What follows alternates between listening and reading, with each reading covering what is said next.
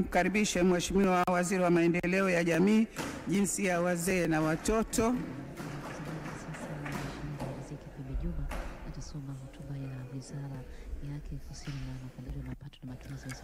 Bismillahirrahmanirrahim.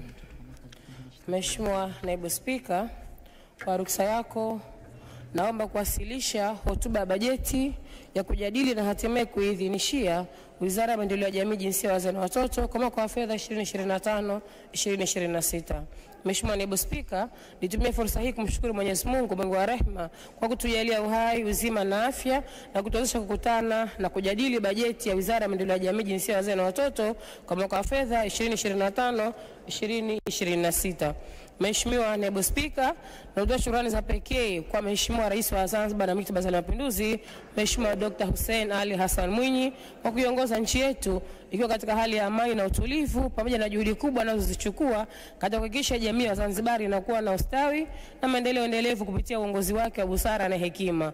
Mheshimiwa Naibu Spika, kipekee naomba pia kutumia fursa hii kumpongeza Rais wa Jamhuri ya Muungano wa Tanzania, Mheshimiwa Dr. Samia Suluhu Hassan kwa juhudi zake anazozichukua katika kuliongoza taifa letu na kuimarisha usawa wa kijinsia na maendeleo kwa ujumla.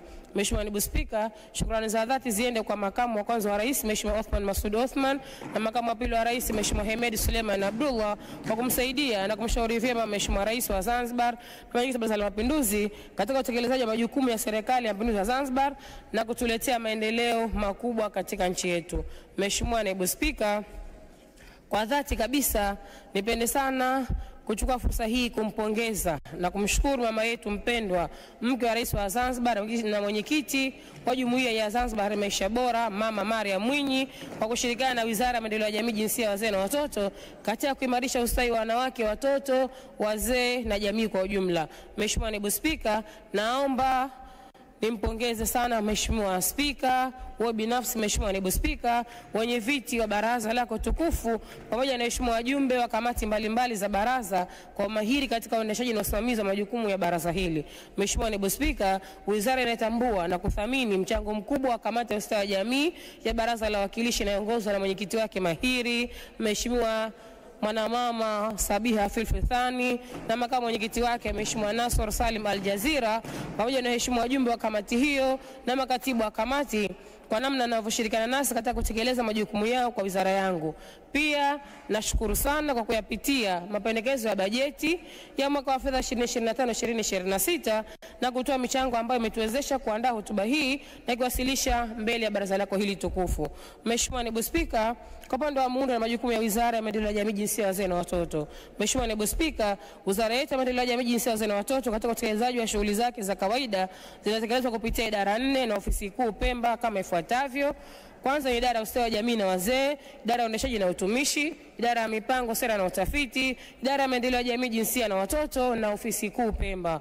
Mheshimiwa Naibu Spika, Wizara ya Maendeleo ya Jamii, Jinsia, Wazee na Watoto ina majukumu yafuatayo. Kwanza, kuweka mazingira bora ya ustawi wa jamii, watoto, wazee na kuratibu huduma ya pensheni jamii.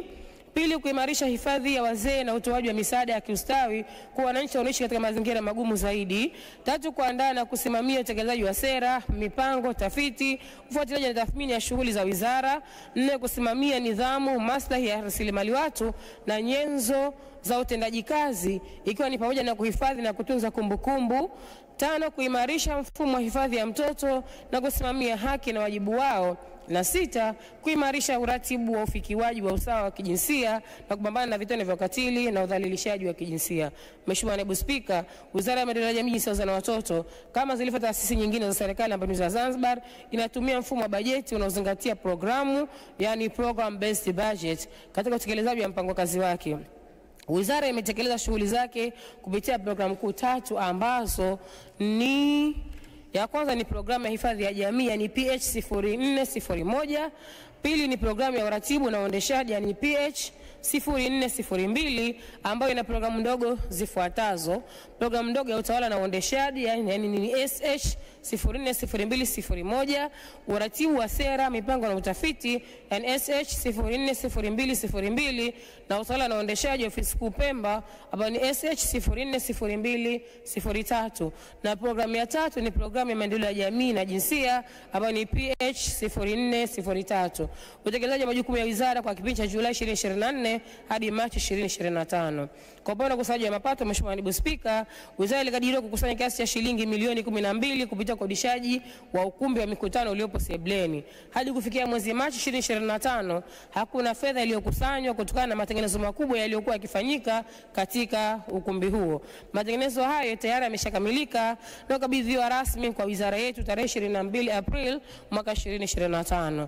Na kwa upande wa mafanikio na changamoto, Mheshimiwa Naibu Spika, mafanikio yaliyopatikana katika utekelezaji wa mpango wa bajeti ya wizara ni kama ifuatavyo. Kwanza ni kuzinduliwa kwa mwongozo wa uanzishaji na uoneshaji majukwaa ya uwezeshaji wanawake kiuchumi na kuundwa kwa majukwaa 4 ya mkoa, majukwaa 8 ya wilaya na majukwaa 267 ya shehia. Pili, ukamilika na kuzinduliwa kwa mpango wa pili wa kitaifa kupambana na ukatili na udhalilishaji dhidi ya wanawake na watoto, yani NPVOC2. Tatu, kuendelea kuratibu mpango wa pensheni jamii ambapo mwaka 2020 kulikuwa na wazee 30,127 na kwa sasa wamefikia wazee 32,096 sawa na ongezeko la wazee 1,969. Lakini nne, Mheshimiwa Naibu Spika, kuongezeka kwa idadi ya wanufaika wa familia zenye mazingira magumu zaidi. Tano, kukamilika kwa utafiti wa kitaifa wa kupinga vitendo vya ukatili na udhalilishaji dhidi ya watoto, yani Violence Against Children Survey VAX 2024. Na sita, kutolewa kwa vitambulisho 31,271 vya huduma za kijamii kwa wazee wenye umri wa miaka 70 na kuendelea. Mheshimiwa Naibu Spika, katika utekelezaji wa Julai hadi Machi 2025, wizara yetu inakabiliana na changamoto zifuatazo. Kwanza, vitendo vya ukatili na udhalilishaji kwa wanawake na watoto bado vinaendelea kujitokeza katika jamii yetu. Wizara kwa kushirikiana na taasisi na wadau mbalimbali inaendelea kutumia mbinu tofauti kukabiliana na vitendo hivyo. Lakini pili, wajibikaji mdogo wa wazazi na familia katika kuwatunza na kuwalea watoto pamoja na wazee wao. Wizara kushirikiana na wadau mbalimbali wakiwemo taasisi za serikali na zisizokuwa za kiserikali, viongozi wa dini, mabaraza ya wazee, mabaraza ya watoto, washirika wa maendeleo na jamii kwa ujumla, inaendelea kuweka mikakati mbalimbali inayolenga kutatua changamoto hizo. Tatu, kuwepo kwa idadi kubwa ya familia zenye mazingira magumu zaidi ambazo zinahitaji usaidizi. Wizara inafanya jitihada za kuzifikia familia hizo. Mheshimiwa Naibu Spika, kwa upande wa mapato na matumizi, kwa mwaka 2024-2025, wizara yetu ilikadiriwa kutumia shilingi bilioni 23,315,062,000, ambapo hadi kufikia mwezi Machi 2025 shilingi bilioni 8,445,459,923 sawa na 36% ya makadirio ya mwaka zilipatikana. Fedha za matumizi ya kawaida zilizopangwa ni shilingi bilioni 9,959,936,000 zinazohusisha mishahara ambazo ni shilingi bilioni 3,895,000 na shilingi bilioni 6,64,836 za matumizi mengineyo. Kati ya fedha zilizopatikana shilingi bilioni 3,14,216,007 zilitumika kwa ajili ya mishahara ambayo ni sawa na 77% ya makadirio ya mishahara, na shilingi bilioni 2,583,384,052 sawa na 37% zilitumika kwa matumizi mengineyo. Shilingi milioni 310,186,000 za matumizi mengineyo zilitoka kwa shirika maendeleo. Fedha za maendeleo zilizopangwa ni shilingi bilioni 13,152,260 zinazohusisha fedha za SMZ shilingi bilioni 4,500,000 na shilingi bilioni 8,652,260,000 za washirika wa maendeleo. Fedha za maendeleo zilizopatikana ni shilingi bilioni 2,847,850,864 sawa na 21% ya makadirio ya mwaka. Kiambatanisho nambari 1 kinatoa ufafanuzi zaidi. Kwa upande wa utekelezaji wa miradi na programu zinazosimamiwa na wizara, Mheshimiwa Naibu Spika, wizara inatekeleza miradi miwili ambayo ni mradi wa hifadhi ya wazee uliopangwa kufanya matengenezo ya majengo ya wazee ya Sebleni, Unguja na Limbani kwa upande wa Pemba, na mradi wa maliza vitendo vya ukatili na udhalilishaji wa wanawake na wasichana unaotekelezwa kwa mashirikiano na UN Women.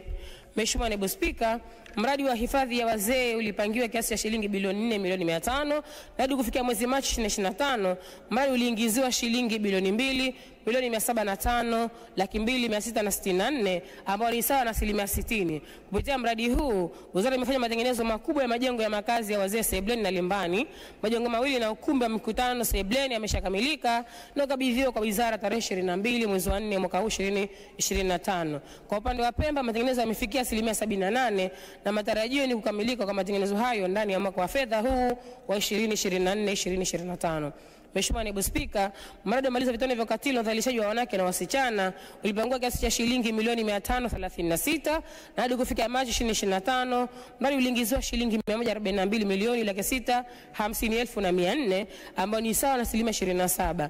Kupitia mradi huu, wizara imeandaa na kuzindua mpango wa pili wa kitaifa wa kupambana na vitendo vya ukatili na udhalilishaji wa wanawake na watoto wa 2025-2030 na kuandaa sera ya maendeleo ya jamii ambayo inaendelea kukamilishwa.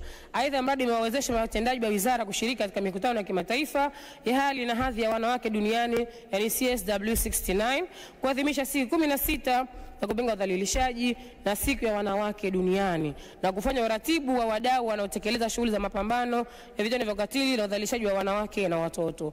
Mheshimiwa Naibu Spika, mradi wa pamoja ulipangwa kutekelezwa kuanzia mwaka wa fedha 2024-2025 na ulitengewa shilingi bilioni 8,111,626,000. Hata hivyo, taratibu za kwanza utekelezaji wa mradi huo zilikuwa hazijakamilika, ambapo nyaraka za mradi zimetiwa saini mwezi wa Disemba 2024 na matayarisho ya utekelezaji yameendelea hadi tarehe 30 mwezi wa 4 2025 ilipotolewa barua ya ithibati ya kuanza utekelezaji wa mradi huo. Mradi huo unatarajiwa kuanza kutekelezwa rasmi katika mwaka wa fedha 25-26. Mheshimiwa Naibu Spika, wizara pia inatekeleza programu ya kupinga vitendo vya ukatili na udhalilishaji wa kijinsia kwa wanawake na watoto ambayo ilitengewa jumla ya shilingi milioni 208 hadi kufikia Machi 2025. Programu hii iliingizwa shilingi milioni 208 ikiwa ni sawa na 100% ambao zilitumika kufanya tathmini ya vituo vya mkono kwa mkono, kufanya mikutano 5, Unguja 3 na Pemba 2, ya kupokea maoni kutoka kwa watu wenye ulemavu, kuchangia mpango kazi wa pili wa kitaifa wa kupambana na udhalilishaji NPVOC 2 na kuendesha jukwaa la mashauriano na wadau wa kupambana na vitendo vya udhalilishaji. Upande wa utekelezaji wa bajeti kwa programu za fungu la wizara. Mheshimiwa Naibu Spika, baada ya maelezo hayo, sasa naomba uniruhusu kutoa taarifa ya utekelezaji wa wizara ya maendeleo ya jamii, jinsia na watoto kama mwaka fedha 24-25 kwa kuzingatia malengo yaliyowekwa kupitia programu mbalimbali. Mheshimiwa Naibu Spika, shughuli zilizopangwa kutekelezwa katika mwaka wa fedha 24-25 zilizingatia sera, sheria, mikakati ya kitaifa na kimataifa, ahadi za Mheshimiwa Rais wa Zanzibar na Mwenyekiti wa Baraza la Mapinduzi, matekelezo ya serikali pamoja na ilani ya uchaguzi ya Chama cha Mapinduzi yani CCM ya 2020-2025. Katika kipindi cha utekelezaji, wizara imejiwekea malengo kama ambavyo yanaonekana. Malengo hayo naomba yote yaingie kwenye Hansard katika Roman 1 mpaka Roman 5. Mheshimiwa Naibu Spika, naomba nielezee utekelezaji wa kila programu kama ifuatavyo. Programu ya hifadhi ya jamii yani PH0401. Mheshimiwa Naibu Spika, programu hii ina jukumu la kuratibu na kusimamia upatikanaji wa haki kwa makundi yenye mazingira magumu, kwa kuimarisha mifumo ya jamii na huduma kwa wazee, watoto na watu wanaoishi katika mazingira magumu zaidi ili kupunguza kiwango cha masikini nchini. Shughuli za hifadhi ya jamii zinatekelezwa kuzingatia mikakati ya kitaifa na kimataifa, sheria ya watoto nambari 6 ya mwaka 2011, sheria ya wazee nambari 2 ya mwaka 2020 na sera ya hifadhi ya jamii ya mwaka 2014. Programu hii ilitengwa kiasi cha shilingi bilioni 5,789,835,000 zinazojumuisha shilingi bilioni 1,289,835,000 na shilingi bilioni 4,500,000 za maendeleo. Hadi kufikia Machi 2025, shilingi bilioni 3,486,739 zilipatikana ikiwa ni sawa na 60% ya makadirio. Mheshimiwa Naibu Spika, programu hili ilipanga kutekeleza shughuli kama zinavyoonekana katika Roman 1 mpaka Roman 3. Mheshimiwa Naibu Spika, programu imeendelea kutoa huduma za hifadhi ya jamii kwa kuendelea kuwatunza wazee katika makazi ya wazee ya Sebleni, Welezo na Limbani. Hadi kufikia Machi 2025, jumla ya wazee 67 waliopo katika makazi ya wazee Welezo 41 ambapo wanawake ni 13 na wanaume 28, Sebleni kuna wazee 19 ambapo wanawake ni 13 na wanaume ni 6, na Limbani kuna wazee 7 ambapo wanawake ni 2 na wanaume 5. Wanaendelea kupata huduma za kiustawi ikiwemo chakula, mavazi, malazi, matibabu na fedha za kujikimu, kama ambavyo kiambatanisho nambari 3 kinaendelea kutoa ufafanuzi zaidi. Mheshimiwa Naibu Spika, Wizara ya kushirikiana na wadau mbalimbali imeadhimisha siku ya wazee duniani ambayo huadhimishwa kila ifikapo tarehe mosi Oktoba ya kila mwaka. Maadhimisho hayo kwa mwaka huu yalifanyika tarehe 7 Oktoba 2024 katika viwanja vya kufarishia watoto Tibirinzi Chake Chake Pemba, ambapo mgeni rasmi katika maadhimisho hayo alikuwa ni Mheshimiwa Rais wa Zanzibar na Mwenyekiti Baraza la Mapinduzi Dr. Hussein Ali Hassan Mwinyi. Na kauli mbiu ya mwaka 2024 ilikuwa kuzeeka kwa heshima, umuhimu wa kuimarisha matunzo na mifumo ya usaidizi wa wazee duniani. Mheshimiwa Naibu Spika, mabaraza ya wazee Zanzibar yametoa elimu kuhusu maradhi yasiyoambukiza kwa wazee kupitia radio, television na mikutano ya kijamii kwa lengo la kuwakinga wazee dhidi ya maradhi hayo na kuwashajiisha kutafuta tiba sahihi pale yanapowakuta. Jumla ya vikundi vya mazoezi 65 vimeanzishwa ili kuwachangamsha wazee na kuwajenga kiafya.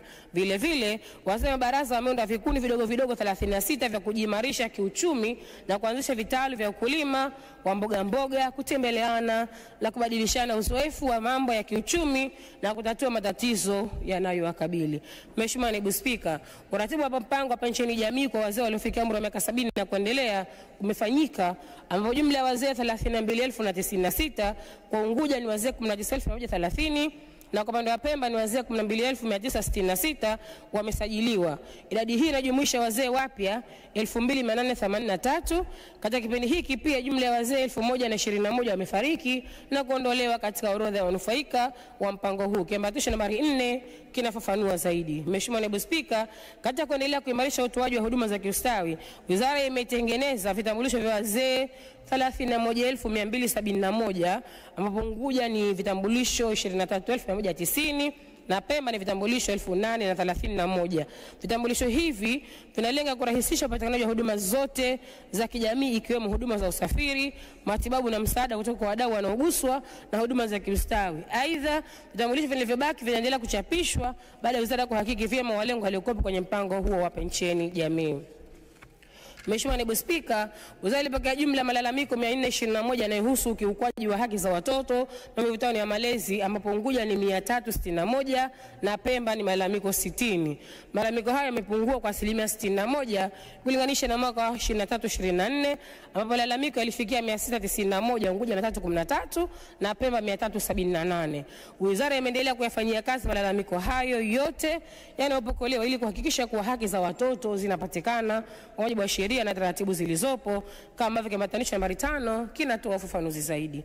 Mheshimiwa Naibu Spika, huduma za nyumba salama kwa wahanga wa vitendo vya udhalilishaji na ukatili wa kijinsia zimeendelea kutolewa. Hadi kufikia mwezi Machi 25, jumla ya wahanga watoto 23 walipokelewa kwa ajili ya hifadhi ya muda kutokana na matukio mbalimbali ya udhalilishaji yaliyowakuta, ambao watoto hao walikuwa wanawake ni 13 na wanaume 10. Kiambatanisho nambari 6 kinafafanua zaidi. Mheshimiwa Naibu Spika, vitendo vya kurekebisha tabia kwa watoto wanaokinzana na sheria vilipokea watoto 14, wanawake 2 na wanaume 12 ambao wamepatiwa taaluma za stadi za maisha, ushauri nasaha na ufundi stadi. Aidha, ziara za kuwatembelea watoto waliohitimu mafunzo zilifanyika kwa lengo la kuona maendeleo yao. Jumla ya kesi 142 zilifunguliwa mahakamani, yani jinai 59 na madai 83, ambapo kesi zilizotolewa hukumu ni kesi 12. Kiambatanisho nambari 7 kinafafanua zaidi. Mheshimiwa Naibu Spika, wizara inaendelea kukisimamia kituo cha kulelea watoto Mazizini cha jumla ya watoto 26, wanawake 8 na wanaume 18.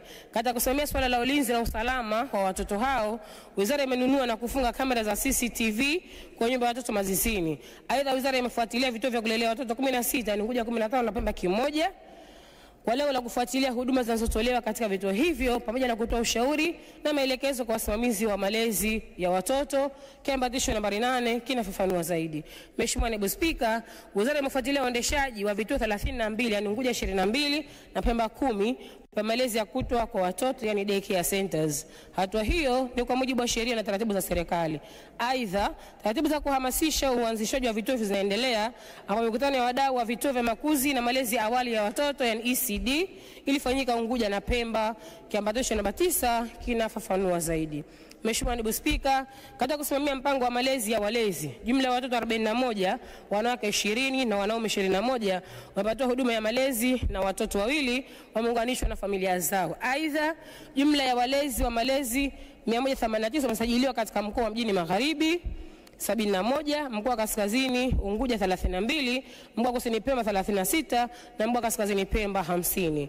Mheshimiwa Naibu Spika, wizara imeendelea kutoa huduma za ustawi wa jamii kwa kutoa fedha taslim kwa familia zenye mazingira magumu zaidi 286, Unguja 204 na Pemba 82, na kwa kina mama 25 waliojifungua watoto pacha watatu, Unguja 19 na Pemba kina mama 6. Aidha, walengwa 44 wanaoishi katika kijiji cha Makundeni pia hupokea huduma hiyo, wanawake 24 na wanaume 20.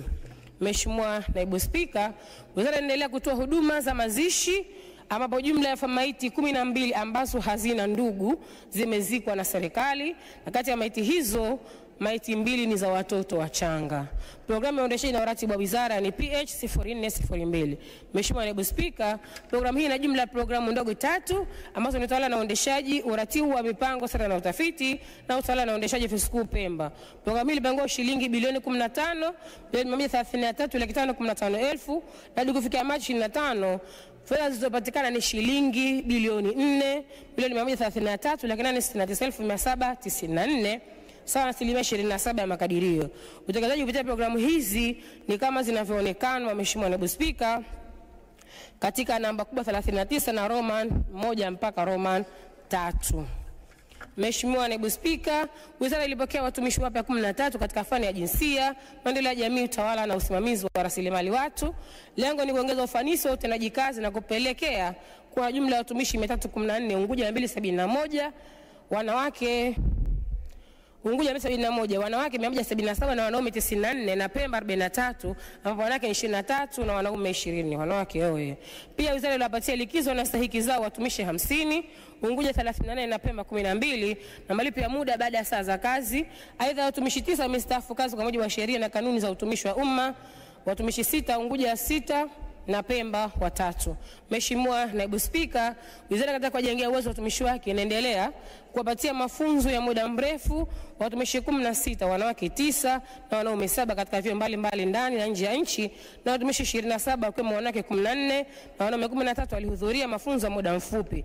Aidha, wizara ilitoa mafunzo ya kuwajengea uwezo wa wafanyakazi 260, wanawake 170 na wanaume 90 juu ya sheria na kanuni za utumishi wa umma, mawasiliano na maadili kwa wafanyakazi, afya akili na lishe. Mafunzo haya yalitolewa kwa mashirikiano baina ya wizara yetu ya maendeleo ya jamii, jinsia, wazee na watoto na wataalamu kutoka ofisi kuu ya utumishi, chuo cha afya Mbweni na tume ya maadili ya viongozi wa umma, kiambatisho nambari 10A, B na C kinafafanua zaidi. Mheshimiwa Naibu Spika, wizara imefanya ukaguzi wa ndani kwa nia ya kuimarisha udhibiti wa rasilimali za serikali. Vile vile wizara ilipokea gari mpya 4 na kufanya matengenezo ya kawaida ya gari na vyombo vyote vya moto. Mheshimiwa Naibu Spika, katika kuhakikisha uwajibikaji na utendaji wa wizara unaimarika, jumla vikao 18 vilifanyika, kamati ya uongozi 7, kamati tendaji 5 na vikao 2 vya kamati ya ukaguzi. Aidha, vikao 4 vya bodi ya zabuni vilifanyika kwa ajili ya kupitia zabuni mbalimbali zilizowasilishwa kulingana na taratibu. Mheshimiwa Naibu Spika, wizara imesaini hati 3 za makubaliano yani MOU na chuo cha maendeleo ya jamii Tengeru, Qatar Charity na Zanzibar Maisha Bora Foundation. Mkataba wa chuo cha maendeleo ya jamii Tengeru umelenga kuanzisha mashirikiano kwenye maeneo ya utafiti, mafunzo na ushauri wa kitaalamu. Aidha, mkataba na Zanzibar Maisha Bora Foundation umelenga katika mashirikiano ya kitaalamu, rasilimali watu kwenye kupunguza vitendo vya ukatili na udhalilishaji, uwekezaji wa wanawake kupitia vikundi vya wanawake, kushajihisha upatikanaji wa haki za wanawake na watoto, pamoja na masuala ya makuzi na lishe. Na makubaliano na Qatar Charity yamelenga kusaidia ustawi wa wananchi katika nyanja tofauti, wakiwemo watoto yatima na watu wanaoishi katika mazingira magumu zaidi. Mheshimiwa Naibu Spika, matukio mbalimbali yanayohusu wizara yameripotiwa ambapo habari na picha 96 zilitolewa kwenye mitandao ya kijamii na magazeti yakiwemo Guardian na Zanzibar Leo. Mheshimiwa Naibu Spika, wizara ilishiriki na kupata fursa ya kuhudhuria makongamano na mikutano mbalimbali ikiwemo mkutano wa 13 Africa Asia Luminary, kongamano la wanawake viongozi la usafiri wa anga, ufunguzi wa kampeni ya msaada wa kisheria kwa wanawake na makundi maalum, wasilishaji wa utekelezaji wa jukwaa la kazi chenye usawa ni GEF, sherehe za miaka 50 za ubalozi wa Umoja wa Falme za Kiarabu UAE, na mkutano wa mawaziri na viongozi wa juu wa shirika la afya duniani. Mkutano wetu hii ilifanyika jijini Dar es Salaam. Aidha, wajumbe wa kamati ya ustawi baraza la wawakilishi walipata fursa ya kutembelea kikundi cha wanawake ambacho ni mfano wa wajasiriamali wengine katika utekelezaji wa GF, yani Newton Group Enterprises, kilichopo Ubungo jijini Dar es Salaam kwa ajili ya kupata mafunzo kwa vitendo kuhusu uwezeshaji wa wanawake. Mheshimiwa Naibu Spika, katika makongamano na ziara hizo, wizara imeongeza ushirikiano na wadau wakiwemo mabalozi wanaowakilisha nchi zao kwa kufanya ushawishi wa kushirikiana katika miradi itakayoinua ustawi wa wananchi. Programu ya uratibu wa mipango, sera na utafiti SH040202. Mheshimiwa Naibu Spika, programu ndogo hii inashughulikia kuratibu uandaji, utekelezaji na usimamizi wa sera, miongozo, mipango ya sekta pamoja na kufanya mapitio ya sheria, kanuni na sera zinazohitaji kufanywa marekebisho. Programu ndogo hii ilitengewa shilingi bilioni 8,992,763,000 zinazojumuisha shilingi milioni 881,137,000 za matumizi mengineyo na shilingi bilioni 8,111,926,000 za mradi wa pamoja unaofadhiliwa na Benki ya Dunia.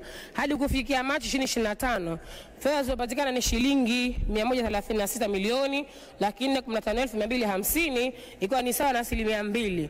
Shughuli zilizopangwa kutekelezwa, Mheshimiwa Naibu Spika, ni kama zinavyoonekana katika Roman 1 mpaka Roman 4.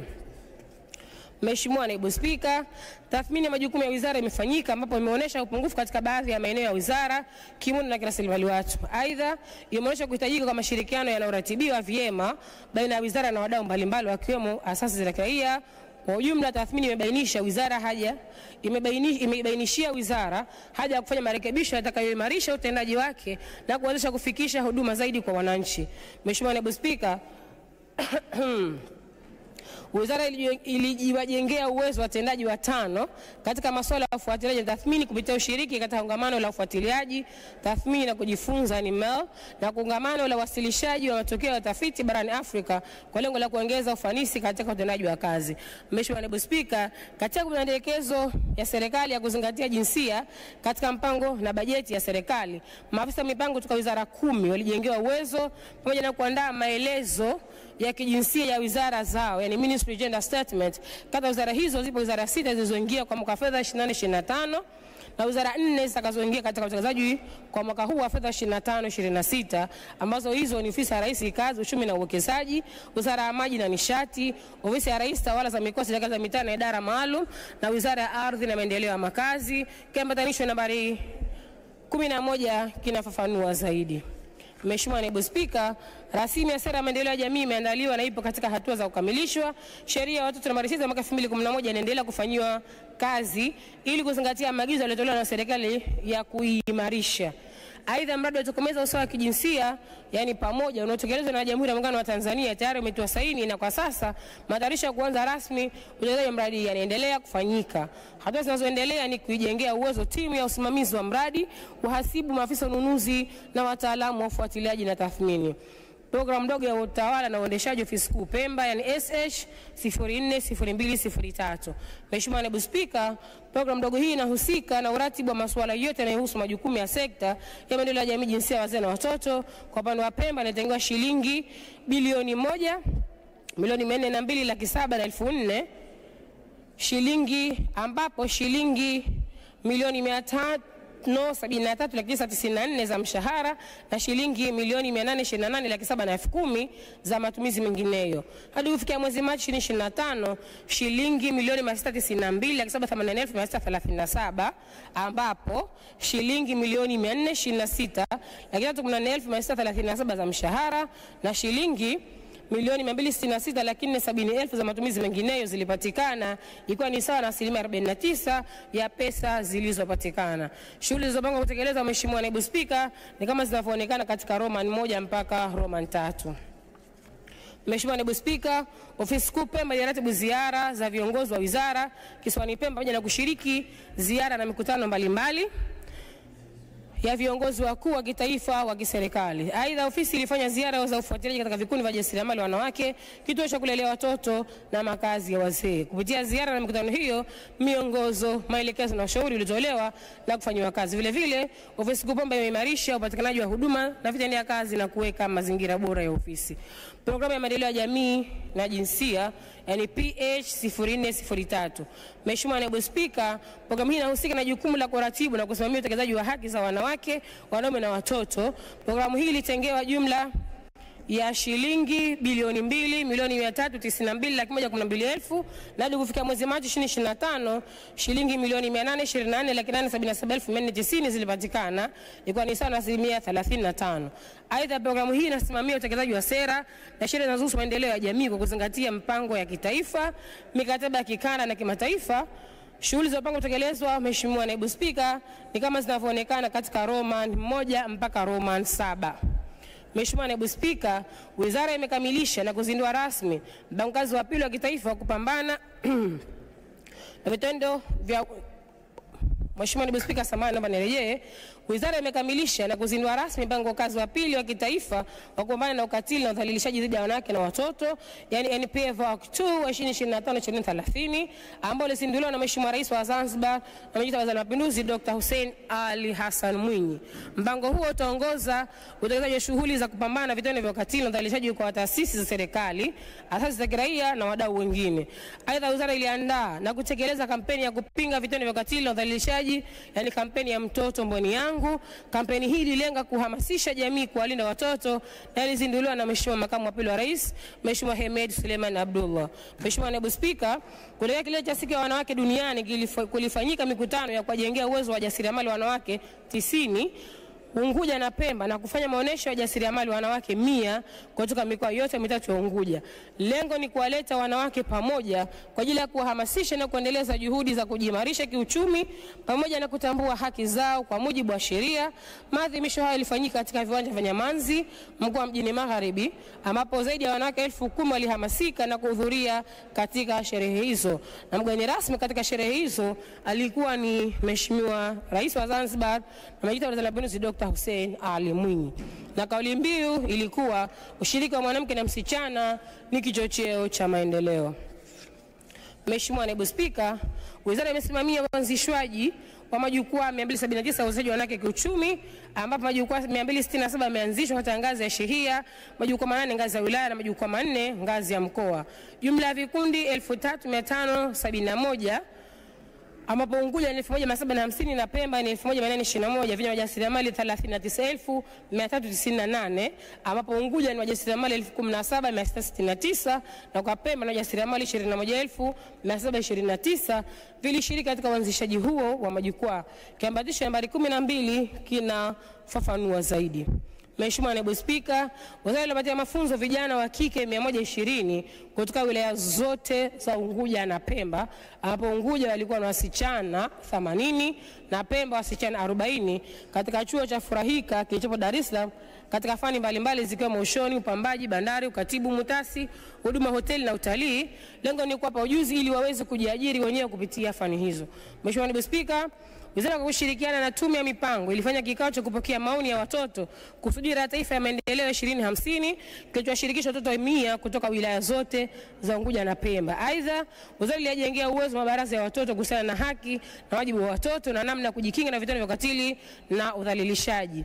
Watoto 564, yani wanawake 303 na wanaume 261 walishiriki katika mafunzo hayo. Mheshimiwa Naibu Spika, Wizara ya Maendeleo ya Jamii, Jinsia, Wazee na Watoto kwa kushirikiana na Jukwaa la Haki za Watoto Zanzibar ZCRF imefanya mikutano miwili ya ushawishi na utetezi kwa viongozi wa wilaya. Aidha, asasi za kiraia ni Azaki zinazoshughulika na watoto zilijengewa uwezo kuhusu bajeti za serikali na ufuatiliaji wa matumizi ya fedha za umma Unguja na Pemba, ambapo jumla ya Azaki 33 zilishiriki. Mheshimiwa Naibu Spika, utafiti wa udhalilishaji dhidi ya watoto na vijana uliofanyika Tanzania nzima ni Violence Against Children Survey VACS 2024 umekamilika na hatua zinazoendelea ni kutoa matokeo ya utafiti huo mwezi wa Mei 2025. Mheshimiwa Naibu Spika, wizara iliendelea kuelimisha na kuhamasisha jamii juu ya kujikinga na kuripoti matukio ya ukatili na udhalilishaji kwa kupitia vyombo vya habari mbalimbali. Jumla ya vipindi 76 vilirushwa hewani kupitia ZBC Radio, ZBC TV, Zanzibar Cable TV, Bahari FM Radio, Assalam Radio, pamoja na makala 9 kupitia gazeti la Zanzibar Leo.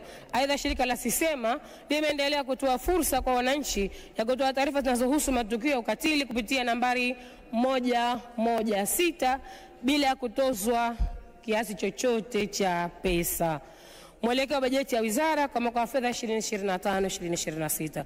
Mheshimiwa Naibu Spika, kwa upande wa malengo ya wizara kwa mwaka 2025-2026, mwelekeo wa utekelezaji wa wizara ya maendeleo ya jamii, jinsia na watoto kwa mwaka huu wa fedha 2025-2026 umezingatia maelekezo yaliyotolewa na serikali awamu ya 8 katika kuimarisha utoaji wa huduma. Wizara itahakikisha kwamba huduma zinaendelea kuimarishwa pamoja na kutia nguvu zaidi kupambana na vitendo vya ukatili na udhalilishaji wa kijinsia na kustawisha jamii. Kwa muktadha huu, Mheshimiwa Naibu Spika, vipaumbele vya wizara vinagusa maeneo yafuatayo.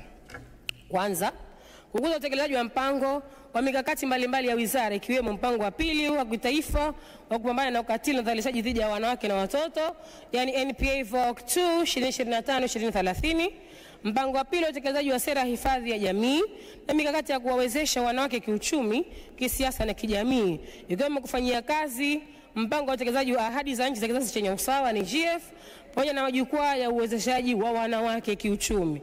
Pili, kutayarisha na kutekeleza mpango wa utekelezaji wa sera ya maendeleo ya jamii, kukamilisha mapitio ya sera ya jinsia na kukamilisha sheria mpya ya watoto. Tatu, kuwahamasisha wanawake katika kushiriki kugombea nafasi mbalimbali za uongozi. 4, kuimarisha huduma za malezi, makuzi na maendeleo ya awali ya mtoto katika ngazi za familia, jamii na taasisi. 5, kutekeleza mapendekezo ya utafiti wa ukatili na udhalilishaji dhidi ya watoto na vijana, yani VACS 2024 na tafiti nyingine zinazogusa makundi yanayosimamiwa na wizara. 6, kuimarisha hifadhi ya jamii, wazee, watoto na familia zinazoishi katika mazingira magumu zaidi pamoja na kusimamia pensheni jamii na mabaraza ya wazee. 7, kuratibu utoaji wa huduma za msingi kwa watu wenye mahitaji maalum ikiwemo huduma za msaada wa kisaikolojia kwa manusura wa majanga mbalimbali na makundi mengine yenye uhitaji katika jamii. 8, kuimarisha mifumo ya malezi, ulinzi na maendeleo ya watoto na familia.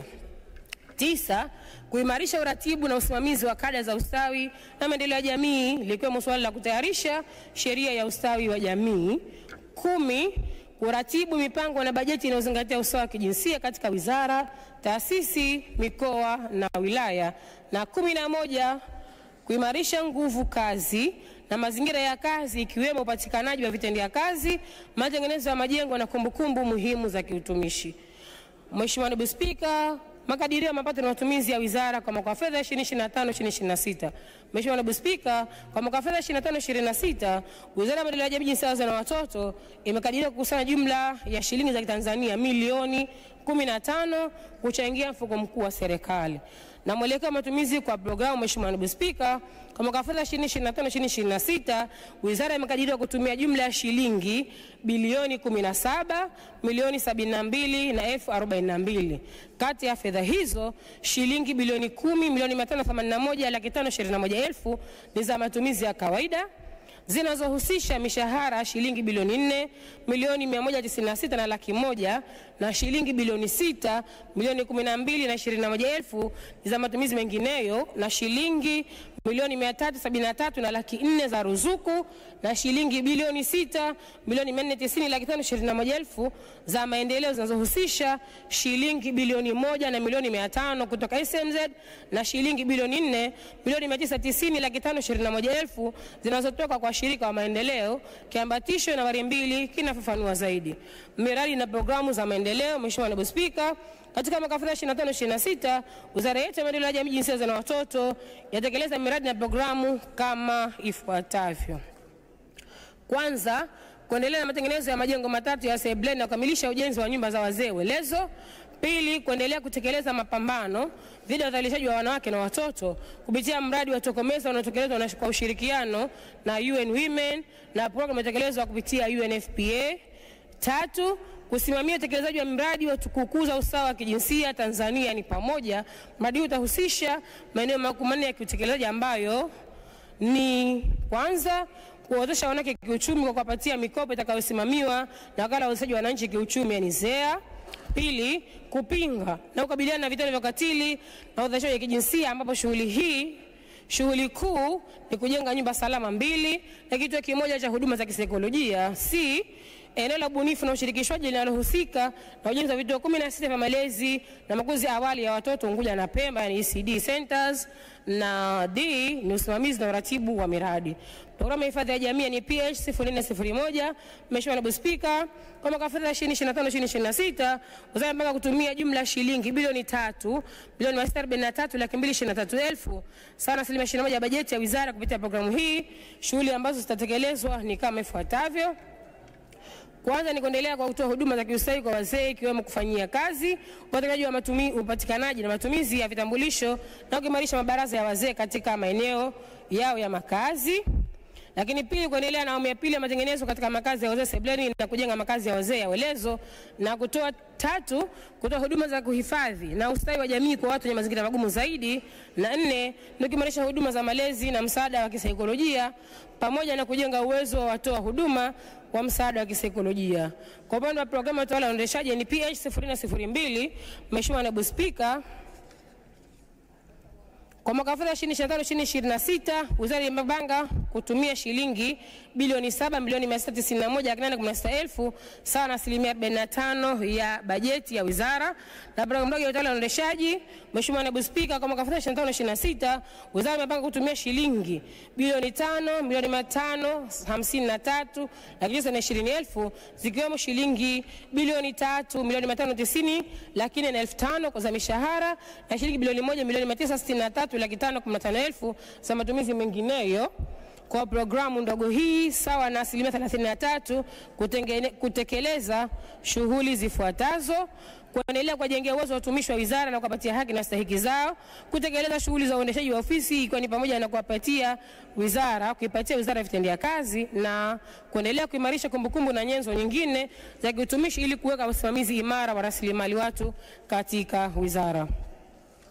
Programu ndogo ya uratibu wa mipango, sera na utafiti, Mheshimiwa Naibu Spika, kwa mwaka wa fedha 2025/2026 programu ndogo hii imepanga kutumia shilingi milioni 432,100,000 za matumizi mengineyo sawa na asilimia 3. Shughuli zilizopangwa ni kama ifuatavyo. Kwanza ni kuratibu utayarishaji wa mipango, bajeti na ripoti za wizara. Pili, kuandaa na kuchambua sera zinazosimamiwa na wizara na sera nyingine za kisekta ili kuhakikisha dhana maendeleo ya jamii, mipango na bajeti inayozingatia jinsia zinaendelea kukondoishwa. Na tatu, kuendelea kuratibu ufuatiliaji na tathmini ya utekelezaji wa wizara na kutekeleza mikakati ya kufanyia kazi tafiti za kijamii. Programu ndogo ya utawala na uendeshaji, ofisi kuu Pemba, Mheshimiwa Naibu Spika, kwa mwaka wa fedha 2024/2025 wizara imepanga kutumia shilingi bilioni 1,705,795,000 sawa na asilimia 10 ya bajeti ya wizara, ikiwemo shilingi milioni 605,695,000 za mishahara na shilingi bilioni 1,100,100,000 za matumizi mengineyo. Kupitia programu ndogo hii yafuatayo yamepangwa kutekelezwa. Kwanza ni kuratibu na kusimamia utekelezaji wa shughuli za kawaida za wizara Pemba, ikiwemo shughuli zinazohusu ustawi na maendeleo ya jamii, jinsia, wazee na watoto. Kuendelea kuratibu na kusimamia utekelezaji wa sera, sheria, miongozo na kanuni za wizara na kuwajengea uwezo wa watumishi, kuweka mazingira mazuri ya kazi pamoja na kuhakikisha haki na stahiki zao. Programu ya maendeleo ya jamii, jamii na jinsia, Mheshimiwa Naibu Spika, kwa mwaka 2025/2026 wizara imepanga kutumia shilingi bilioni 5,737,300 sawa na asilimia 30 ya bajeti ya wizara. Programu ya maendeleo ya jamii na jinsia imepanga kutekeleza shughuli zifuatazo. Kwanza, kuyafikia majukwaa yote ya uwezeshaji wa wanawake kiuchumi kuanzia ngazi ya shehia hadi mikoa. Pili, kuendelea kuwajengea uwezo wanawake kuweza kuchukua fursa mbalimbali zikiwemo za kiuchumi, kisiasa na kijamii. Tatu, kuhamasisha wanawake kushiriki kugombea nafasi za uongozi katika ngazi mbalimbali. Nne, kuratibu utekelezaji wa mpango wa pili wa kitaifa wa kumaliza vita vya ukatili na udhalilishaji dhidi ya wanawake na watoto NPVOC2, GF, mpango wa He for She, na mradi wa mapambano dhidi ya vitendo vya ukatili wa kijinsia kwa wanawake na wasichana. Na tano, kuadhimisha siku za kimataifa na kikanda.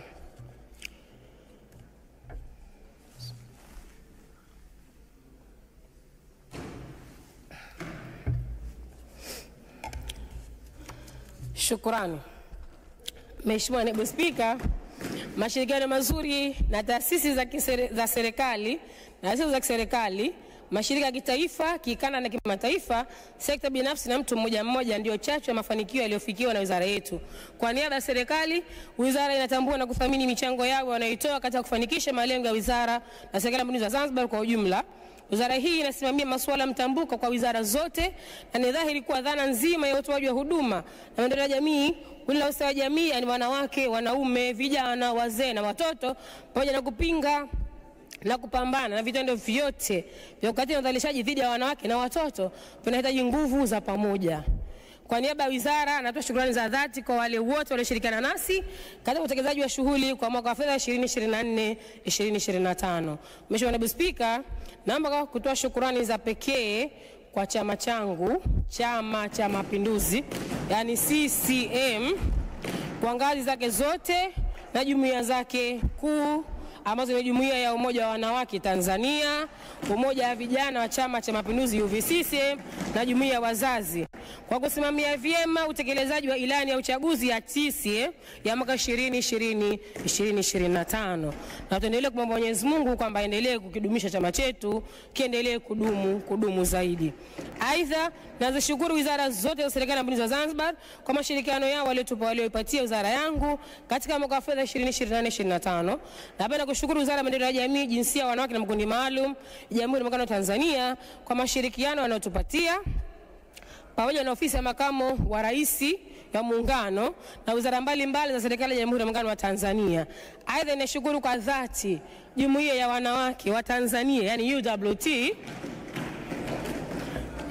Motomoto, na Kamati ya Kitaifa ya Mapambano dhidi ya vitendo vya ukatili na udhalilishaji wa kijinsia ya UWT, ambayo imeundwa kwa lengo la kuendelea kuunga mkono juhudi za serikali katika kukomesha vitendo vyote vya ukatili na udhalilishaji wa kijinsia kwa wanawake na kwa watoto.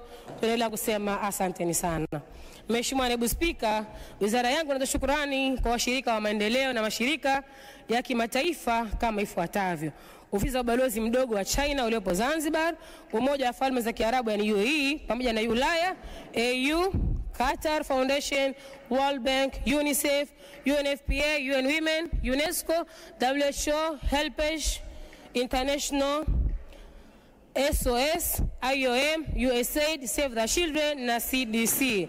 Nazishukuru taasisi mbalimbali za SMD na SMT zikiwemo Benki Kuu ya Tanzania, Benki ya Watu Zanzibar PBZ, NMB Bank, CRDB Bank, Benki ya Azania, Zura, Mamlaka ya Mapato Tanzania TRA, Mamlaka ya Mapato Zanzibar ZRA, TIRA, Shirika la Bandari Zanzibar ZBC, Afisa Mtendaji Mkuu wa Serikali, ZEA, SUZA, ZDU, Chuo cha Maendeleo ya Jamii Tengeru na Chuo Kikuu cha Sumait.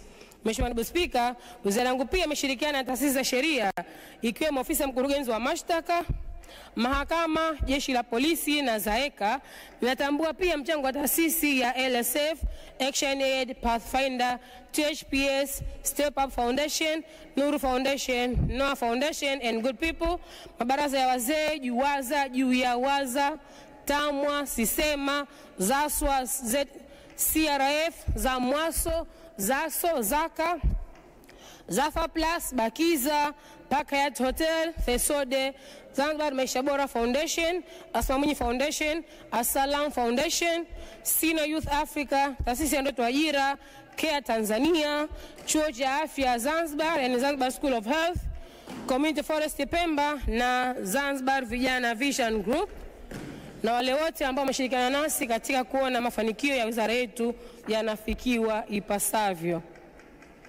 Mheshimiwa Naibu Spika, Shukrani za pekee kwa waandishi wa habari wakiongozwa na shirika la utangazaji la Zanzibar ZBC, vikosi vya ulinzi na usalama vya SMT na SMZ vikiwemo JKU, uhamiaji Zanzibar, mrajisi wa NGO Zanzibar, wakuu wa mikoa wote mitano, wakuu wa wilaya zote 11, madiwani na masheha wetu wote wa shehia 388 za Zanzibar.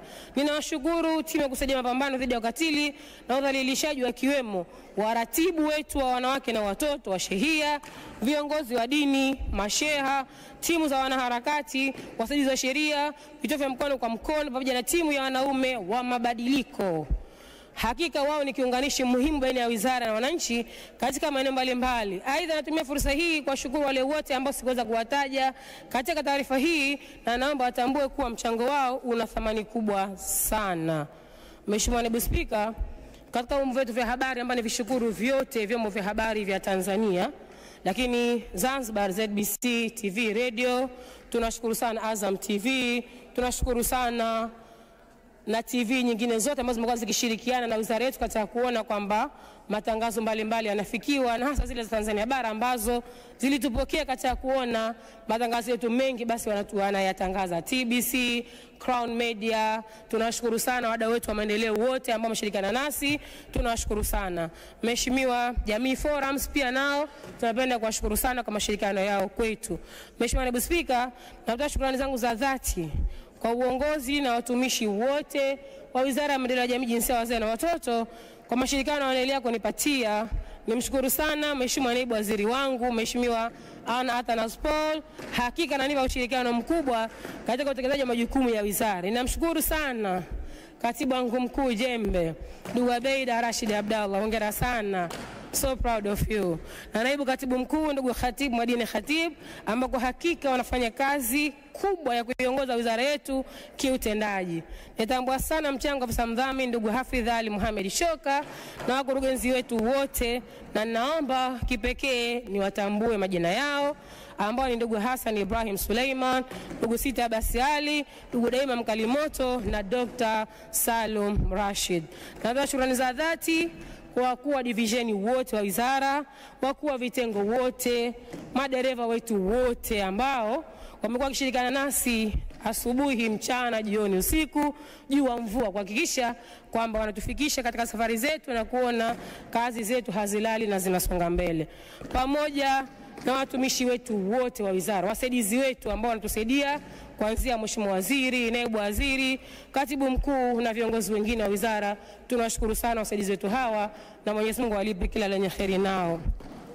Lakini wahudumu wetu wote wa wizara wote na walinzi ambao wamekuwa wakiendelea kutusaidia kuhakikisha kazi zetu zinafanikiwa, mchango wao wa thamani sana na ni muhimu kwa ustawi wa maendeleo ya wizara yetu.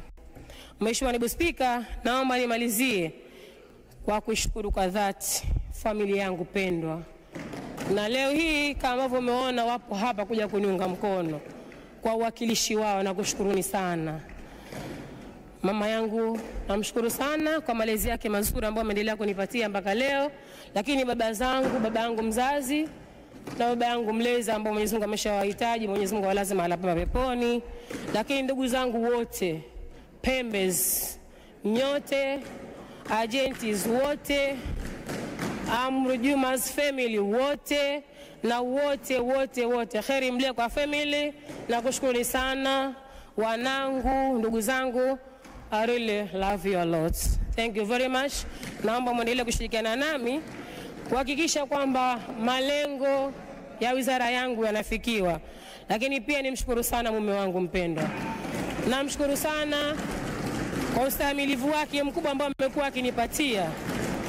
Na nashukuru kwa baraka zake zote, na leo hii angependa sana kuwa hapa lakini majukumu ya kitaifa yamemzonga, lakini nashukuru kwamba mapenzi yake yapo nami hapa nilipo. Mheshimiwa Naibu Spika, nichukue fursa hii kuwatakia wananchi wenzangu wote uchaguzi wenye kheri, uchaguzi wa amani, utulivu na upendo, na Mwenyezi Mungu ajalie inshallah ipatikane serikali mpya ambayo itaendelea kuongozwa na jembe, sio mwingine isipokuwa ni Dr. Hussein Ali Hassan Mwinyi. na niombe Wazanzibari wenzangu wote basi tumunge mkono Mheshimiwa Rais wetu huyu mpendwa. Mheshimiwa Naibu Spika, mwisho ila si kwa muhimu, nipende kuwashukuru sana wanawake wenzangu wote wa mkoa wa Kaskazini Unguja. Na kushukuruni sana wanawake wa Kaskazini kwa ushirikiano wenu, kwa upendo wenu, lakini kwa ujasiri ambao mmekuwa mmeendelea kunipa katika majukumu yangu haya mazito ya kazi. Bado mmekuwa nami bega kwa bega kuhakikisha kwamba malengo ya serikali ambayo nimepatiwa naendelea kuyasimamia ipasavyo. Na kushukuru sana uongozi wa UWT mkoa wa Kaskazini Unguja wote, kuanzia ngazi ya mkoa, wilaya zote, lakini wadi zote na matawi yote. Na kushukuru sana, lakini sambamba na kwa niaba ya Mheshimiwa Naibu Waziri wangu, basi nishukuru sana UWT mkoa wa Mjini kwa mashirikiano ambayo mmeendelea kutupatia kuhakikisha kwamba kazi hizi zinakwenda vizuri. Na nipende kuambia wanawake wenzangu wa mkoa wa Kaskazini Unguja, tutaendelea kushirikiana nanyi bega kwa bega kuhakikisha malengo ya serikali, lakini maendeleo ya mwanamke wa mkoa wa Kaskazini Unguja yanasimamiwa vizuri sana. Asanteni sana na kushukuruni sana. Hitimisho, Mheshimiwa Naibu Spika, naomba nimalizie kwa kufanya marejeo ya maeneo ambayo wizara yangu inasimamia maendeleo ya jamii. Ni nguzo muhimu ya kuleta maendeleo katika nchi yetu na kuimarisha misingi ya kuwawezesha watu katika jamii kwa ndio msingi na wanufaika wa maendeleo. Katika kuwezesha dhamira ya maendeleo inafikiwa, viongozi wote wamekuja na ubunifu wa kumweka mwanamke katika kupata fursa za kujiendeleza kiuchumi kupitia majukwaa ya uwezeshaji. Mbali na kumweka mwanamke katika nafasi ya kipekee, wizara hii inasimamia haki mtambuka za mtoto ambaye ndiyo nguzo ya taifa letu. Malezi bora ya mtoto, lishe bora, elimu bora na makuzi yenye stara kulingana na mila na silka za Kizanzibari ndio lengo letu. Jukumu hili linafanywa kupitia sekta mbalimbali na Wizara ya Maendeleo ya Jamii, Jinsia, Wazee na Watoto ndio yenye azira bora yatakayompelekea kuwa baba na mama bora wa baadaye. Mheshimiwa Naibu Spika, sambamba na majukumu haya, wizara hii inasimamia matunzo kwa wazee wetu ambao wameitumikia nchi hii kwa upendo mkubwa sana wakati walikuwa vijana katika nyanja mbalimbali. Wizara ya Maendeleo ya Jamii, Jinsia, Wazee na Watoto inaendelea kuwatayarishia vitambulisho wazee wetu ili waweze kupata huduma bora katika vyombo vya usafiri wa umma, huduma za afya na kwingineko. Masuala haya yanayosimamiwa na Wizara ya Maendeleo ya Jamii, Jinsia, Wazee na Watoto yanatuhusu sisi sote. Hivyo ni wajibu wetu kuitikia wito wa kujenga kizazi chenye usawa, kuzingatia namna tunavyoweka mazingira wezeshi kwa wanawake na wanaume, kujenga uchumi imara zaidi kwa binafsi, familia zao na hata taifa kwa ujumla. Tafiti zinabainisha kuwa nchi zinazozingatia usawa wa kijinsia zimeweza kuimarika kiuchumi kwa kasi kuliko nchi ambazo hazizingatii usawa huo. Mheshimiwa Naibu Spika, naomba wajumbe wa baraza lako tukufu waichangie hotuba hii, watushauri ipasavyo na hatimaye waidhinishie Wizara ya Maendeleo ya Jamii, Jinsia, Wazee na Watoto matumizi ya shilingi bilioni 17,072,042,000 ili kutekeleza kazi za kawaida na kazi za maendeleo kwa mwaka wa fedha 2025-2026 kwa mchanganuo kama ambavyo umetolewa. Aidha, Mheshimiwa Naibu Spika, naomba baraza lako tukufu likubalia Wizara ya Maendeleo ya Jamii, Jinsia, Wazee na Watoto ichangie kwenye mfuko mkuu wa serikali jumla ya shilingi za Kitanzania milioni 15. Mheshimiwa Naibu Spika, naomba kutoa hoja. Asante Mheshimiwa. Hoja imeungwa mkono na serikali. Sasa naomba nimwite mwenyekiti wa kamati ya ustawi wa jamii